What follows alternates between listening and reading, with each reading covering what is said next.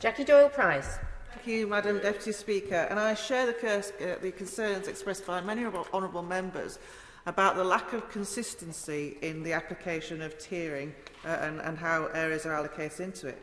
But also about the way in which particular sectors are subject to social restrictions on the most arbitrary of judgments. And I was struck by the honourable gentleman from Birmingham. Sorry, thank you. Because these decisions are being taken really on the back of a fag packet, but are destroying whole swathes of the hospitality industry. And as a Conservative, it appalls me that we're being so cavalier about job creation, jobs and wealth creation. And I really do think we need to think very carefully about that. Not least because so many of these businesses have invested thousands of pounds to make them more COVID secure. And the fact of the matter is, if we're not mixing having a meal with our friends in a restaurant or having a pint over in the pub, we're going round to each other's houses, and our homes are a lot less COVID secure, which brings me back to some of the points that other colleagues have made about the relaxation over Christmas. It seems to me that that is far less COVID secure than allowing the hospitality sector to thrive a little more, particularly given that November and December is make or break for so many hospitality and retail businesses. So I am actually very, very disappointed with where we've got to. And it's not surprising that we're here, really, is it? Because it's winter.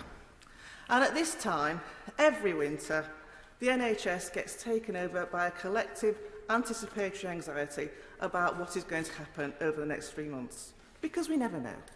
And obviously, the NHS has to make the best possible plans without knowing the extent of a flu epidemic. And I'll add on to top of that COVID. It is not surprising that the NHS is being risk-averse. But it's our job, and it's the job of ministers to give challenge to make sure that those decisions are proportionate. And when we talk about protecting the NHS, these decisions have not been about protecting the NHS. They've been about protecting hospitals and bed capacity within it. The NHS is more than hospitals.